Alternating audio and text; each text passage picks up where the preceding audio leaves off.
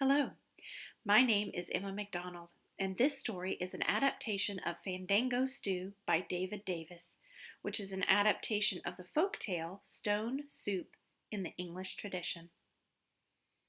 Now gather round while I tell you the story of a town and a bean that changed it.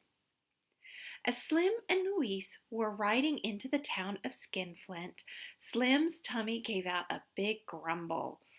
"I'm so hungry I could eat a boiled leather boot," said Slim. "But abuelo," said Luis, "we haven't a peso to our name." "Guess it'll be Fandango Stew again for supper," said Slim. Just then the sheriff spotted them. "You two cowpokes keep just right on a-riding straight out of town," said the sheriff. "We don't give handouts here." "Oh, we're not aiming for a handout," said Slim. "We want to treat the entire town to a pot of Fandango bean stew." The sheriff narrowed his eyes. "I never heard tell no Fandango bean," he said. "Why, it makes a delicious stew," said Louise. "All we need is a pot and some water." "I guess I can stand around and watch two fools boiling water," said the sheriff. So out came a pot and some water, and when it was piping hot, Slim took the Fandango bean out of his pocket, kissed it, and dropped it into the pot. And Slim and Louise began to sing. "Chili's good, so is barbecue, but nothing's finer than Fandango stew." Just then the banker came out. "What's this ruckus going on?" he said. "Why, it's the nearest next to nothing you ever saw," said the sheriff. "We're making Fandango stew for the whole town," said Slim. "Course, would be nice if we had a little bit of seasoning, some salt and pepper, to season it up a bit." "Why, shucks," said the banker, "I've got salt and pepper plenty." So he went back to his house, came back with 2 golden salt and pepper shakers, dashed the seasonings in, and they all began to sing. "Chili's good, so is barbecue, but nothing's finer than Fandango stew." Said Slim. "Muy bueno," said Luis.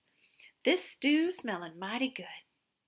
Course, not quite as good as that one we had in Cleburne. They had potatoes there. This is just Skinflint. The lawyer heard this and said, "We have more potatoes than Cleburne. Case closed." And he ran back home and brought a passel of potatoes. And they chopped them up and put them in the pot. And then they all sang together. "Chili's good, so is barbecue, but nothing's finer than Fandango stew."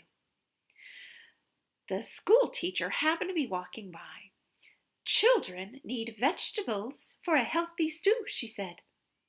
"You're as right as rain, ma'am," said Slim, "and we sure would have vegetables aplenty if we were in Fairview. But this is Skinflint. It's just a one-horse town." "One-horse town," said the sheriff. "I'll show you." And he sent his deputies off to cut every vegetable out of his garden and bring it. And when they brought the vegetables, Slim snuck a wink at Louise. "Sheriff, this is too many vegetables. It might smother the delicate flavor of the Fandango bean." "You'll put every vegetable in that pot and you'll like it, or you'll go to jail," said the sheriff. "Okay, Sheriff, no problem." And so they chopped up all the vegetables and put them into the stew. And the lady folk of the town had their men folk put up tables and they strung lanterns. And when the stew was ready, everyone in the town had as much as they could eat, and no one ate as much as the sheriff. And when he was finished, he sat back and said, "Fellas, I'm as full as a tick. That was the best stew I ever had." "Yes," said the shopkeep. "You must tell us, where can we get some of those Fandango beans?"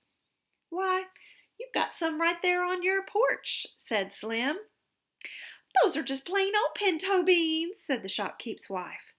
"Yes, ma'am. Any bean makes a fine Fandango bean, as long as you add a little generosity and kindness."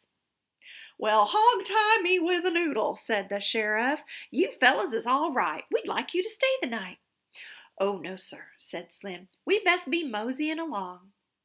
And as Slim and Louise rode out into the sunset, the town sang behind them. "Chili's good, so is barbecue, but nothing's finer than Fandango stew."